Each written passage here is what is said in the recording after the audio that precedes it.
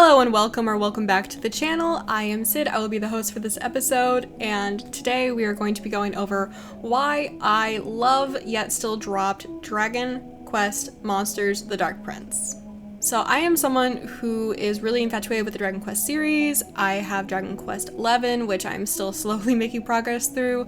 PlayStation games just always go to the back burner for me. So I really wanted to get into the franchise in any way, shape, or form. And so the idea of getting a game that I can play on the Switch seemed really enticing to me. So last year I ended up getting Dragon Quest Monsters: The Dark Prince for Switch, and I was really excited and I was enjoying my playthrough. I loved catching all of the monsters, I was trying to fill out all of the dex entries, and I just was really confident I was going to love this game. I was wrong. Starting off, you're not a typical Yusha or hero, the standard Dragon Quest protagonist. You are actually this really powerful half-demon child. So you start off super strong right from the beginning. You have the powers to defeat monsters without even lifting a sword, and it seems like the only person that is more powerful than you is your own full-blood demon father. So what happens when you are cursed to never harm a monster again? If you can't beat him, join him. Become a monster tamer and use the same monsters that you would have defeated by your own hand to defeat other monsters for you. With your new vendetta against your father, your focus is to become the most powerful person in the entire realm. That way you can secure his defeat. Now there are a lot of different areas that you can explore, and all of them actually go through the 4 seasons weather cycle, so that is super interesting. They will have monsters of their own in each of these cycles, completely independent of other regions. Now, I personally like collecting every single monster that I find that's new, but you can go ahead and collect as many or as few monsters as you like. I just highly recommend filling up the 2 teams that you will be able to have. Now, you will actually build 2 teams of 4 monsters. One will be your primary, and the other will be your reverse team. Now, the really cool fighting mechanics come in for these battles. So if your first team actually goes down in battle, your reverse team comes in. And at the end of the battle, all living monsters will get EXP, which is really good if you're grinding early game, because that means if you're grinding out your primary team, your reverse team will also get the experience at the end of the battle. This is a perfect way to maintain a good level consistency throughout all 8 of your monsters. Now, the main problem comes in when you get higher level monsters. They become a real pain to level up, and this really starts to show the further in you get. It actually caused the struggle and the giant wall that I hit. Now, each zone starts to feel a bit samey once you really get into it. It becomes a rinse and repeat cycle of explore the land, catch monsters, fight the big bad that's controlling the area, and move on once you've defeated them. I did have fun trying to strategize against these bosses, but a lot of them early game, I actually could just auto battle. Now, the auto battling feature is really nice, especially for grinding, and I used it primarily about 90% of the time throughout my entire playthrough. So on those few chances that I did actually take control of the battles, which I mainly did because I wanted to fight the bosses myself, I did have some fun, but they were still quite easy until I hit the wall. Now, the last boss that I was able to defeat, I did it manually, and I kept my team alive by a hair. So that part was really thrilling, and it was the first true challenge that I'd felt in the game. I was inching a little bit closer to seeing this giant epic battle between father and son. But the next boss gauntlet actually just ended my joy just stone cold. My main thrill was catching different monsters, and I had this set team of about 8 that more or less was the same team that I had started with some minor swaps here for what I thought was better monsters. So as I went through the different areas, the monsters that I already had on my team were substantially higher level than the monsters in the area, so I didn't really think to swap many out. So when I got to the final boss gauntlet that I was able to participate in, I was not prepared for my what I thought was a strong team to look meager and wounded. Level to level, I was actually pretty over level compared to the 3 bird bosses that I was fighting against, but my team was actually no match and looked very, very sad.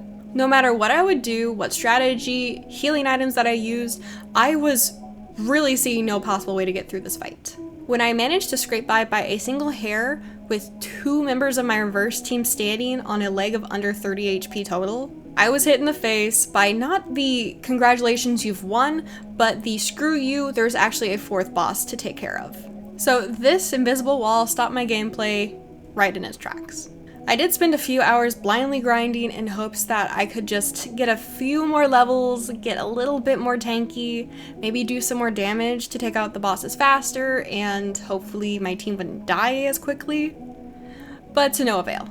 After endless attempts and just looking failure right in the eyes many times, I took to Google. I wanted to try and get some other viewpoints on this fight, see what I wasn't seeing myself. And it turns out my team was just completely wrong. The monsters that I had been nourishing from the start and throughout my entire journey were not the monsters listed to take on this epic boss battle. So I hunted for the monsters that I was supposed to have for this team, and I just decided my monsters were so much higher level and they were defeated so quickly. These guys might be a little bit under level compared to the bosses, but surely with the type advantage, they'll do fine, right? Right? Wrong. They were destroyed. They were quickly murdered in every rematch that I tried, no matter the strategy that I brought alongside it, and this completely destroyed all the passion that I had for the game. I couldn't fathom the idea of spending more hours blindly grinding to get this team to the level that my previous team was. The endless cycle of go fight monsters, heal, go back and fight monsters was disgusting me. Grinding a level or two in a game isn't a big deal. I can do that all the time. I love exploring, I love catching monsters, and I love seeing them grow. But the inability to use a team that I really loved on a boss fight, mixed with the inability to get anywhere, even with a team 10 plus levels over, just was not thrilling. Instead of 10 minutes to grind to beat a boss, it was going to take hours over the course of days, even weeks to get to where I needed to be. And then the idea of this happening again in the future just killed any want to play this game. I didn't want to pick it up, I didn't want to think about it, I didn't want to look up any strategies for it. I had no connection left to the game. Now I've read that the main protagonist in this game is in a mainline Dragon Quest game, but since I've not played that one yet, I have no emotional attachment to this character. And with nothing drawing me back, I decided to drop the game. I loved the early gameplay, the battle mechanics, the auto-battling feature, the ability to have 2 teams, and everyone get XP if they're alive was amazing. I love those mechanics, and I thought that the designs of the monsters, as usual for Dragon Quest, were great. But I just can't live with the idea of having to waste hours and hours grinding for this game when I could be playing games that are invoking passion and making me want to pick them up.